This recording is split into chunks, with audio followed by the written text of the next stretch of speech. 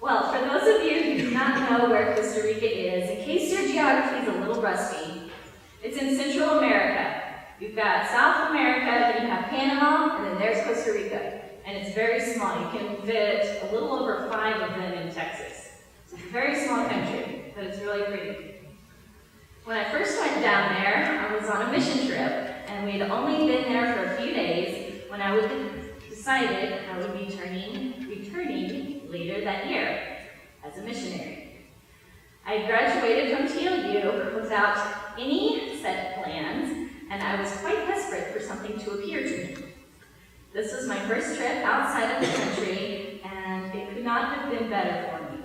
The Costa Rican people are very kind to others and very understanding of foreigners. They're always laughing, talking, and eating.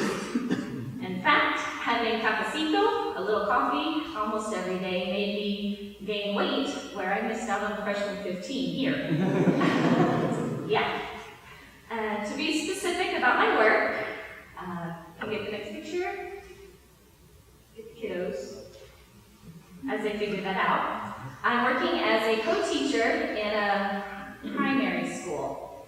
The science class in which I work is taught in English, which means I am pronouncing words different than the other teacher, but that's okay. It's one of the best schools in the country, and as such, it has an incredibly high academic standard it maintains. Being a private school, it is more expensive for the parents, but my presence allows the school to use my would-be salary as financial aid for those who need it, as for some of the orphans who will be attending next year. And aside from being a native English speaker, the fact that I'm Protestant translates to Christian for many, because there is a vast difference in Costa Rica between the Catholics and the Christians. It's sad, but it's true, and it deserves an explanation.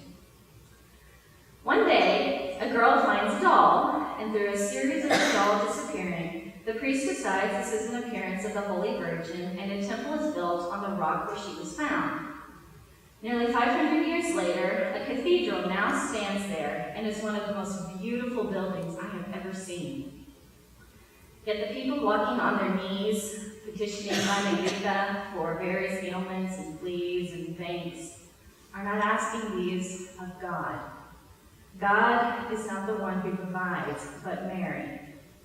Because Protestants in Costa Rica turn completely away from anything churchy, there has arisen a difference between the Christians and the Catholics.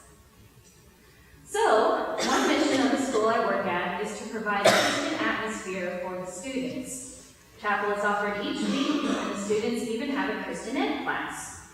Many of the teachers are Christians and are ecstatic that I and my roommate are there as examples as well. I have been more than blessed by the life I've had in Costa Rica.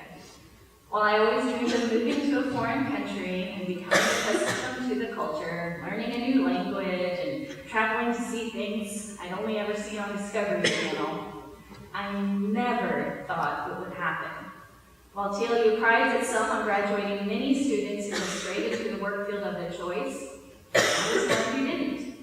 As I said earlier, I had no set plans. I had interviews that were canceled. I was being forced to look into moving across the state for a part-time job.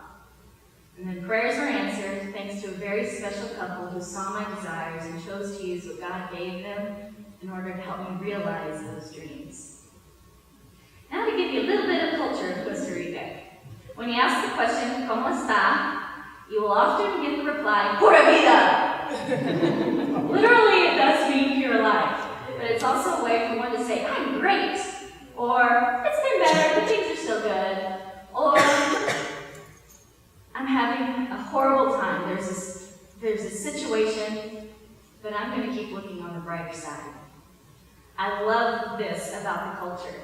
While they experience their bad times, they're always looking on the bright side, always praying that God will provide. And then they also have the phrase mucho gusto instead of de nada. It takes the place of you're welcome. And like Pura Vida, it shows their pleasure in an act. Literally, it does mean much pleasure. And I love that they say it's their pleasure to have helped out.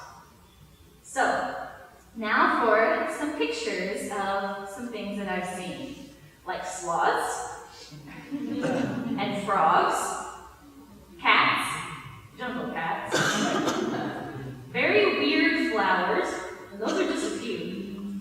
There are quite a few birds. There are beautiful waterfalls,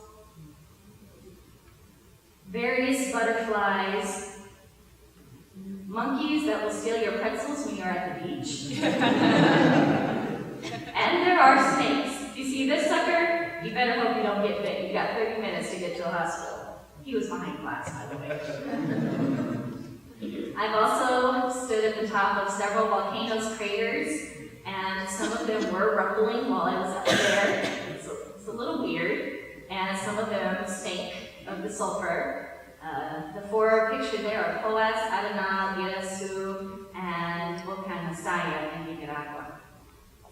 I've been to beaches with all sorts of critters and sights, like crabs.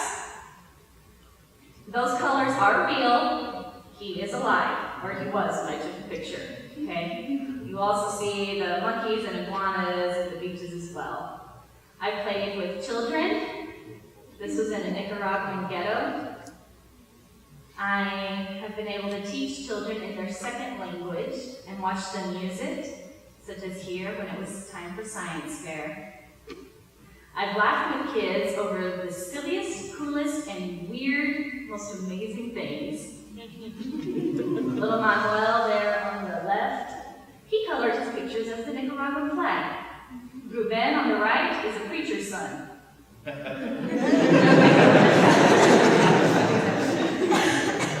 And then we have, oh yes, I studied at the high school. We did a music presentation. There were some who did the song from the World Cup. Soccer's very huge in Costa Rica. And then there were some who did Disney songs, like Hercules. You can figure that one out. And you've got A Friend in Me from Toy Story. So, do I have more? I don't think so. No. So, in closing, I never want you to underestimate what God calls you to do or what God calls other people to do. Que Dios los bendiga. May God bless you.